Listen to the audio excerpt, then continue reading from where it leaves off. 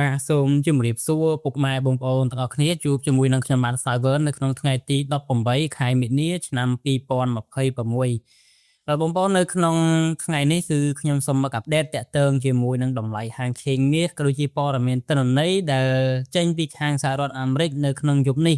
ម៉ោង1យប់ដែលជាព័ត៌មានសំខាន់និងជាឥទ្ធិពលទៅដល់ទីផ្សារហាងឆេងមាសយើងតែម្ដងបាទ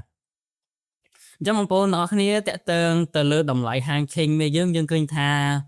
មានលក្ខណៈ sideways ចាប់តាំងពីថ្ងៃទី17ម្សិលមិញត្រូវនឹងថ្ងៃច័ន្ទរហូតមកដល់ថ្ងៃទី18ថ្ងៃអង្គារនេះបាទយើងឃើញថាតម្លៃហាងឆេងមាសគឺមិនទាន់មានការប្រែប្រួលទៅសំដៅដល់ថ្ងៃពុធបាទថ្ងៃពុធទី18នេះគឺមិនទាន់មានការប្រែប្រួលចុះហួសទៅដល់តម្លៃប្រមាណ$4,990នោះទេបងប្អូនណាបាទ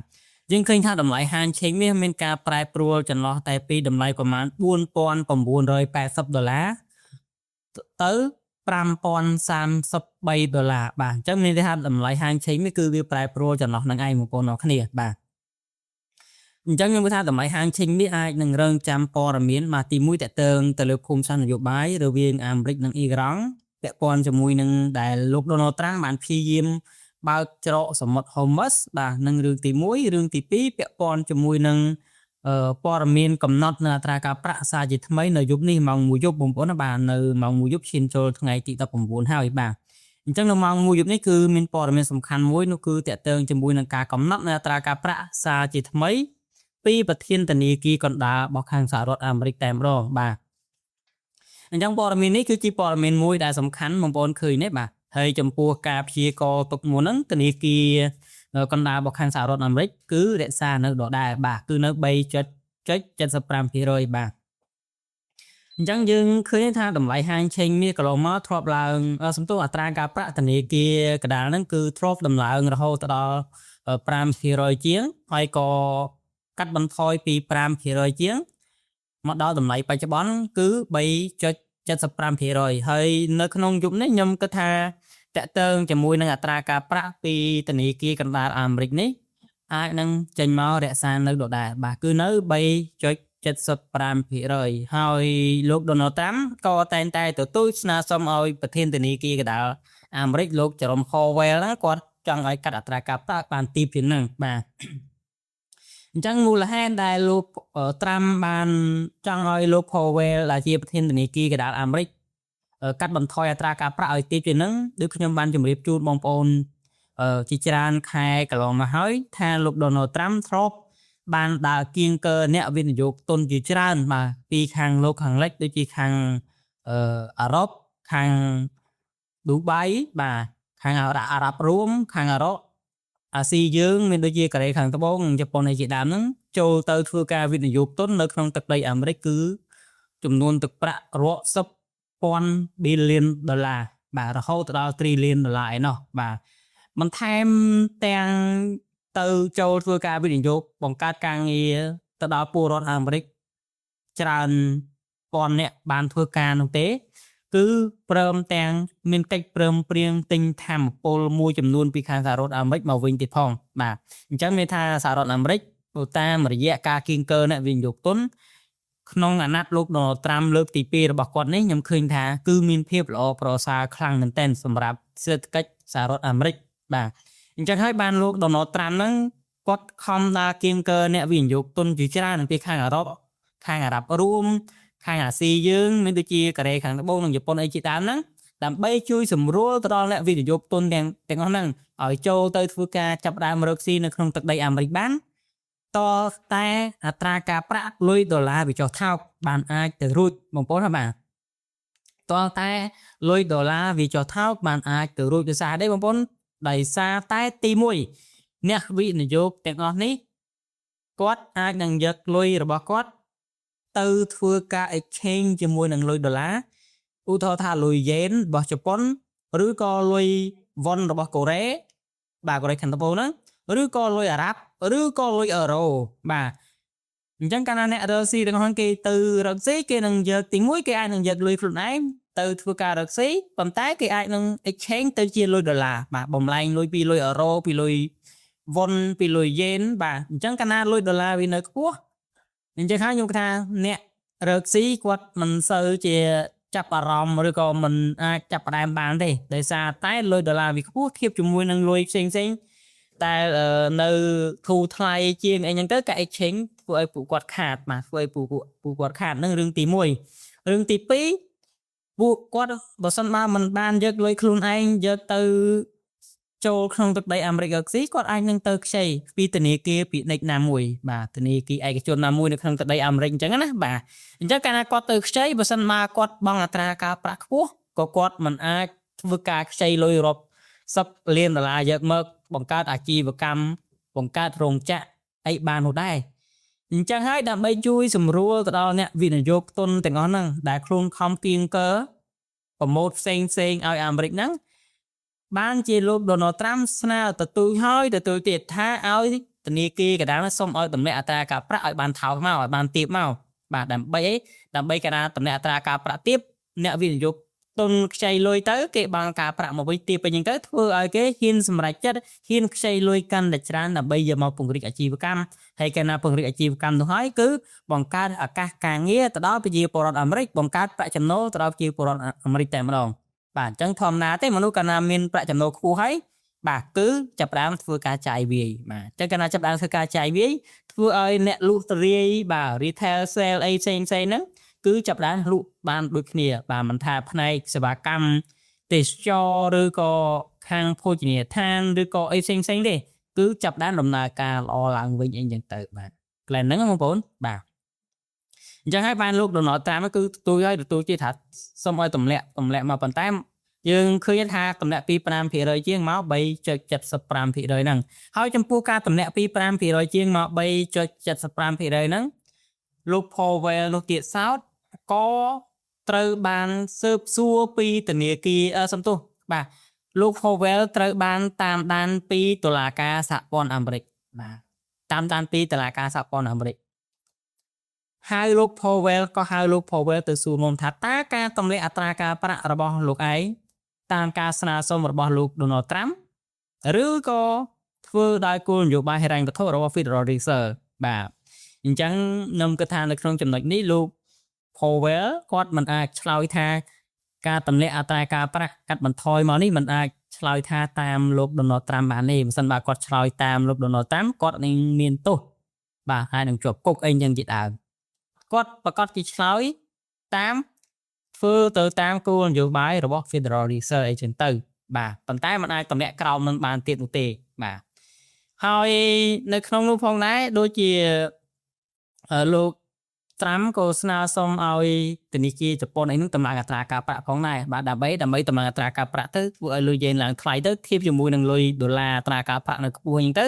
វាធ្វើឲ្យសមតុល្យនៃការ exchange ហ្នឹងក៏វាខុនបានដែរប៉ុន្តែបើយើងមើលទៅលើគោលនយោបាយរបស់ជប៉ុនគេមិនតម្លាក់ទេបងប្អូនសំទោសគេមិនតម្លើងទេគេមានតែតម្លាក់ទេបងប្អូនបាទមិនងាយតម្លើងទេធនាគារក្តាររបស់ជប៉ុនរបស់ Swiss នេះបងប្អូនហើយបាទដោយសារហេតុអីដោយសារតែជប៉ុនយើងដឹងហើយបើនិយាយពីជប៉ុនតែម្ដងបើយើងផ្ដោតទៅលើសេដ្ឋកិច្ចរបស់ជប៉ុនធ្លាប់តែចំណាត់ថ្នាក់លេខ2នៅលើពិភពលោកមុនឆ្នាំ2011បាទមុនឆ្នាំ2011ជប៉ុននៅលេខ2មកដល់ឆ្នាំ2024បាទឆ្នាំ2024ជប៉ុនធ្លាក់ពីលេខ2មកលេខ4បាទធ្លាក់ពីលេខ2មកលេខ4បាទដោយសារអីដោយសារតែការងើបឡើងនៃមហាអំណាចចិននាគក្រហមខាងកើតបាទអញ្ចឹងចិនងើបឡើងបដើមសេដ្ឋកិច្ចលេខ2ធ្វើឲ្យជប៉ុនធ្លាក់ទៅលេខ3ឥឡូវធ្លាក់ពីលេខ3មកលេខ4បាទធ្លាក់ពីលេខ3មកលេខ4បាទចំនួនមកវិញដោយអាឡម៉ង់នៅលេខ3វិញបាទអញ្ចឹងជប៉ុននេះដើម្បីគៀងកើឲ្យសេដ្ឋកិច្ចខ្លួនឯងកាន់តែខ្លាំងឬក៏រក្សាថេរភាពកាន់តែខ្លាំងជប៉ុនត្រូវការអ្នកវិនិយោគទុនច្រើនឬក៏អ្នករកស៊ីនៅក្នុងស្រុកឲ្យកាន់តែបង្កើតអាជីវកម្មឲ្យបានច្រើនដើម្បីធ្វើឲ្យចរន្តសេដ្ឋកិច្ចរបស់ខ្លួនឯងនៅថេរឬក៏ឲ្យកាន់តែខ្លាំងជាងមុនដើម្បីវាផ្ដាច់យកសេដ្ឋកិច្ចទី3ឬក៏ទី4នៅលើពិភពលោកវិញអញ្ចឹងណាបាទអញ្ចឹងជប៉ុនទាមទារតម្រូវឲ្យអត្រាការប្រាក់ចុះថោកបាទនៅ 0% អីចឹងទៅបាទកាលពីប្រហែលខែប្រហែលឆ្នាំមុន2-3ឆ្នាំមុនគឺដក 0.10% ទេមានន័យថាអ្នកណាទៅខ្ចីធនាគារមករកស៊ីដក 0.10% ហ្នឹងមានន័យថា ធនាគារគេគិតអត្រាការប្រាក់ឲ្យអ្នកខ្ចីលុយយកមកពង្រីកអាជីវកម្មថែមទៀតមកប៉ុន្តែដល់បច្ចុប្បន្ននេះយើងឃើញថានៅត្រឹម 0.75% ទេប៉ុន្តែទោះបីយ៉ាងណាអត្រាការប្រាក់នេះក៏នៅទាបនៅឡើយទេ 0.75% ប៉ុន្តែដាក់សញ្ញាតូចពីមុខនេះមានន័យថាធនាគារកណ្ដាលជប៉ុនគេអាចនឹងកាត់បន្ថយអត្រាការប្រាក់ពី 0.75% អាចនឹងមក 0.50% វិញឬក៏ 0.0% វិញក៏ថាបានដែរបាទនឹងធនាគារកណ្ដាលរបស់ជប៉ុនចំណែកឯធនាគារកណ្ដាលរបស់ស្វីសគឺ 0.0% តែម្ដងពីណាទៅខ្ចីលុយនៅក្នុងប្រទេសស្វីសយកមករកស៊ីគឺអត់គិតទៅលើអត្រាការប្រាក់ទេគឺល្អបងប្អូនបាទគឺល្អមែនតើបាទប៉ុន្តែខ្ញុំអត់ដឹងថាធនាគារកណ្ដាលរបស់ស្វីសមិនដឹងថាគាត់ទទួលបានចំណូលពីខាងណាមកវិញបើសិនមកគាត់ឲ្យលុយគេខ្ចីហើយអត់មានអត្រាការប្រាក់បាទគេធ្វើអញ្ចឹងដើម្បីបងប្អូនដើម្បីឲ្យអ្នកវិនិយោគទុនទាំងឡាយដែលចង់បង្កើតអាជីវកម្មគឺយកលុយទៅខ្ចីទៅបាទទៅរកស៊ីទៅតែរដ្ឋមិនគិតលុយទេបាទធនាគារគេមិនគិតពន្ធទេដោយសារតែគេចង់ពង្រីកឱកាសការងារទៅដល់ពលរដ្ឋគេបានកាន់តែច្រើនអញ្ចឹងទៅបងប្អូនណាបាទអញ្ចឹងកលេចមកមើលធនាគារកណ្ដាលរបស់អាមេរិកវិញបាទអញ្ចឹងលោកចេរ៉ុម Powell គាត់មិនអាចឆ្លើយថាការធ្វើរបស់គាត់កាត់អត្រាការប្រាក់តាមលោក Donald Trump ទេបើសិនមកកាត់តាមលោក Donald Trump ដោយសារតែស្ថាប័ននយោបាយនៅស្ថាប័នធនាគារកណ្ដាលគឺខុសគ្នាបាទខុសគ្នាស្ថាប័ននយោបាយលោក Trump គាត់ធ្វើដើម្បីតែសម្លេងឈ្មោះបករបស់គាត់បាទយកស្នាដៃបាទចំណែកឯគោលនយោបាយហិរញ្ញវត្ថុធនាគារកណ្ដាលគេធ្វើសម្រាប់មនុស្សទូទៅមនុស្សជារួមតែម្ដងសម្រាប់ពលរដ្ឋអាមេរិកជាទូទៅអញ្ចឹងហើយស្ថាប័នពីរនេះមិនអាចនៅក្រោមគ្នាក្នុងស្ថាប័នណាមួយនោះទេបាទអញ្ចឹងហើយបានជាតុលាការសហព័ន្ធហ្នឹងក៏ហៅលោក Powell ទៅសួរនាំបាទហើយបើសិនមកលោក Powell ឆ្លើយថាតាមការស្នើសុំរបស់លោក Trump មានថាគាត់នៅក្រោមគំនិតរបស់លោក Trump គាត់អាចនឹងមានទោសទណ្ឌប៉ុន្តែគាត់មិនឆ្លើយអញ្ចឹងទេបងប្អូនណាបាទ 100% គាត់មិនឆ្លើយអញ្ចឹងទេគាត់ប្រកាសគេឆ្លើយថាធ្វើទៅតាមគោលនយោបាយរបស់ Federal Reserve ហ្នឹងឯងបាទប៉ុន្តែទោះបីយ៉ាងណាក៏ Powell គាត់មានប្រសាសន៍ថាมันកាត់ទេតែទៅលើអត្រាការប្រាក់គឺរក្សាប៉ុណ្ណឹងតែម្ដងបាទគឺរក្សានៅប៉ុណ្ណឹងអញ្ចឹងហើយបានយើងឃើញថាការព្យាករណ៍ទុកមុនគឺនៅ 3.75% ដដែលទេហើយអាណត្តិរបស់លោក Powell ហ្នឹងគឺចប់នៅក្នុងខែ6បាទគាត់ចប់ជាអាណត្តិជាប្រធានធនាគារកណ្ដាលក្នុងខែ6ខាងមុខឆាប់នេះតែម្ដងបាទសល់ត្រឹមតែ3ខែទៀតទេបើសិនមកយើងរាប់បាទតែគាត់នឹងផុតហើយអញ្ចឹងបើសិនមកផុតអាចនឹងមានអ្នកថ្មីមកចំនួនពីការបញ្ជូនរបស់លោក Donald Trump មកអញ្ចឹងអ្នកថ្មីហ្នឹងបើសិនមកលោក Donald Trump គាត់ជាអ្នកបញ្ជូនមកអញ្ចឹងអ្នកថ្មីអាចនឹងកាត់បន្ថយបាទអាចនឹងកាត់បន្ថយមិនគាត់ណាបាទប៉ុន្តែបើសិនបាននៅអាណត្តិលោក Powell ខ្ញុំគិតថាมันកាត់ទេបាទគឺអត់កាត់ទេគឺអាចនឹងរក្សានៅដដែលមានភាគរយខ្ពស់ជាងបាទអញ្ចឹងបើសិនមកអត្រាការប្រាក់ធនាគារកណ្ដាលអាមេរិកយប់ហ្នឹងម៉ោង1យប់ឈានចូលថ្ងៃទី19ត្រូវថ្ងៃសុក្រថាតើវាជាអត្តពលបែបណាមកដល់ទីផ្សារហាងឆេងមាសយើងបើនិយាយពីហាងឆេងមាសយើងតាំងពីថ្ងៃច័ន្ទមកដល់ថ្ងៃពុធនេះគឺមានលក្ខណៈ sideways ដូចខ្ញុំជម្រាបជូនបងប្អូនអញ្ចឹងវាដើរចន្លោះពីតម្លៃប្រមាណ $4,908 ទៅ$5,030 នៅក្នុងមួយអោនបាទមានវាដើរចន្លោះហ្នឹងបងប្អូនបាទវាដើរចន្លោះហ្នឹងវាអត់ទាន់មានទៅណាឆ្ងាយពីចន្លោះហ្នឹងទេអញ្ចឹងចំពោះឱកាសនៃការជួញដូរបើសិនមកយើងឃើញលក្ខណៈបែបនេះហើយវាជាឱកាសមួយដែលបងប្អូនអាចធ្វើការជួញដូរទៅស្វែងរកនៅឱកាសចំណេញបានបាទស្វែងរកនៅឱកាសចំណេញបានហ្នឹងតាក់ទងជាមួយហាងឆេងមាសហើយមានគណនីបងប្អូនយើងមួយចំនួនដែលគាត់ជួញដូរហាងឆេងមាសបាទមកដល់ពេលនេះមានបងប្អូនខ្លះគាត់ចំណេញច្រើនដែរហើយគាត់ refresh ដល់ 3,500 គាត់ចំណេញបានក្នុង 2,400 បាទគាត់ trade 2ថ្ងៃនេះបាទចំណេញបាន 7,800 ដែរបាទមានបងប្អូនយើងខ្លះគឺកំពុងតែចំណេញបងប្អូនណាបាទតាក់ទងទៅលើ trade ណាបងប្អូនមិនមែនចេះថាគ្មានរបាយការណ៍បងប្អូនមើលទេបងប្អូនអាចមើលបានរបាយការណ៍ Q នេះគឺចំណេញទាំងអស់តែម្ដងណាបងប្អូនបានណាអញ្ចឹងតាក់ទងជាមួយព័ត៌មានជំនេះគឺជាព័ត៌មានមួយដែលសំខាន់បាទជាព័ត៌មានមួយដែលសំខាន់និងជាអត្តពលមកដល់ទីផ្សារមាសហើយមួយទៀតបងប្អូនណាខ្ញុំសូមជម្រាបជូនថាតម្លៃហាងឆេងមាសនេះបងប្អូនតាក់ទងទៅលើភូមិសាស្ត្រនយោបាយវិញដូចជាបច្ចុប្បន្នយើងដឹងថានៅក្នុងតំបន់វិឈាមបូព៌ារវាងអាមេរិកចាប់ដៃគូជាមួយអ៊ីស្រាអែលវ៉ៃអ៊ីរ៉ង់ហ្នឹងហើយបិទច្រកសមុទ្រហូមពីខាងអ៊ីរ៉ង់ហ្នឹងបើសិនករណីណាមួយបើលោក Donald Trump គាត់រំដោះច្រកសមុទ្រហូមហ្នឹងបានធ្វើឲ្យប្រេងធ្លាក់ចុះពេលនោះហើយជាពេលដែលមាសនឹងមានការឡើងថ្លៃខ្លាំងទៅវិញជាទីបំផុតបាទខ្លាំងទៅវិញជាទីបំផុតអញ្ចឹងសួរថាតើតម្លៃហាងឆេងមាសនៅពេលបច្ចុប្បន្នជាតម្លៃតែគួរទិញដែរទេសម្រាប់បងប្អូនមាសគីឡូទីផ្សារខាងក្រៅបាទសម្រាប់ខ្ញុំគឺបងប្អូនគួរតែទិញបាទគួរតែធ្វើការទិញទៅ បាទខណៈពេលណាដែលមានការឡើងថ្លៃមានការឡើងថ្លៃលឿនទៅលើតែម្ដងបងប្អូនណាបាទហើយសម្រាប់បងប្អូនដែលជាអ្នក trade បាទកក់ហាងឆេងវាដូចខ្ញុំបង្ហាញនៅក្នុងអេក្រង់មិញហ្នឹងចំណេញមិញហ្នឹងគឺបងប្អូនអាចធ្វើការជួញដូរពីតម្លៃ$4,908ទៅ$5,030នៅក្នុងអោនបងប្អូនអាចធ្វើការទិញលក់នៅក្នុង